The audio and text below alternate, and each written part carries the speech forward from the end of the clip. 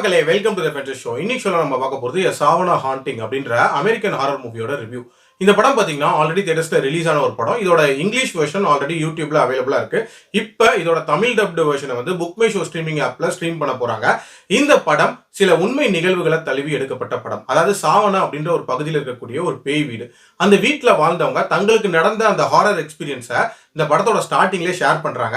அந்த வீட்டுக்கு நிறைய மர்மமான பழைய ஹிஸ்டரி அப்படின்றதுமே இருக்கு. ஸோ அதை மையமா வச்சு இந்த கதையுமே நகருது. ஆக்சுவலா இந்த படத்தோட ஸ்டார்டிங்ல பாத்தீங்கன்னா ரேச்சல் தன்னோட குடும்பத்தோட அந்த சாவனா ஹவுஸ்ல வந்து வாழ்றாங்க. அவங்க குடும்பத்துல பாத்தீங்கன்னா கணவன், மூத்த பொண்ணு, அப்புறம் 2வது பையன் அப்படின்ற மாதிரி இருக்காங்க. அந்த வீடு பாத்தீங்கன்னா ஒரு மாதிரி அன்பினிஷ்ட் ஹவுஸா இருக்கு. அண்ட் ஆல்சோ அந்த வீட்டுக்குள்ள வந்ததுக்கு அப்புறமாட்டு இவங்களுக்கு ஏகப்பட்ட அமானுஷமான சம்பவங்கள் நடக்குது. சொல்ல போனா நிறைய கெட்ட கெட்ட கனவுகள் வருது. அதுல ஒரு சின்ன பொண்ணு தன்னோட பிரசன்ஸ் அங்க இருக்க அப்படின்றத உணர்த்துறதுக்காக நிறைய விஷயங்கள் பண்ணிட்டு இருக்கா. அந்த பொண்ணு யாரு, எதனால இந்த கெட்ட கனவுகள் வருது, அந்த வீடு ஏன் அன்பினிஷ்டா இருக்கு, அந்த வீட்டோட பழைய ஹிஸ்டரி என்ன, கடைசியா இவங்களுக்கு என்ன நடக்குது அப்படின்றதான் இந்த படத்தோட கதை. இந்த படத்தோட பாசிட்டிவ்ஸை பொறுத்த வரைக்கும் எனக்கு முக்கியமான பாசிட்டிவா படுறது இந்த படத்தோட ட்விஸ்ட் அண்ட் டர்ன்ஸ் தான். அதுவும் அந்த லாஸ்ட் 20 மினிட்ஸ் சும்மா தெரிக்க விட்டாங்க அப்படின்னே சொல்லலாம். எதிர்பாராத ட்விஸ்ட் அண்ட் டர்ன்ஸா நிறைஞ்சதா இருக்கும். அந்த சின்ன பொண்ணுல தொடங்கி இதுல வரக்கூடிய ஒரு கேரக்டரும் யாரு அப்படின்ற அந்த உண்மையை வந்து ரிவீல் பண்ணிருப்பாங்க. உண்மையிலே அது பயங்கர ஷாக்கிங்கா இருந்துச்சு அப்படின்னே சொல்லலாம்.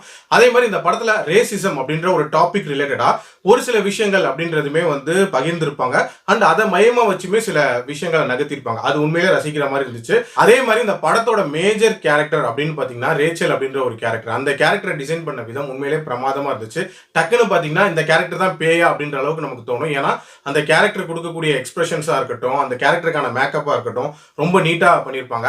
ஆல்சோ அந்த கேரக்டர் பண்ணக்கூடிய விஷயங்கள் அப்படின்றத மையமா வச்சு அந்த கதையை நகர்த்தி கொண்டு போயிருப்பாங்க. சோ ஒரு கோர் கேரக்டர் நல்லாவே டிசைன் பண்ணியிருந்தாங்க. அதே மாதிரி அந்த படத்துல அந்த ஹாண்டட் ஹவுஸ் அப்படின்றதுக்கு ஏத்த மாதிரி அந்த வீடுமே வந்து பாக்குறதுக்கு உண்மையிலேயே வந்து டெரரான ஒரு வீடா தான் இருந்துச்சு.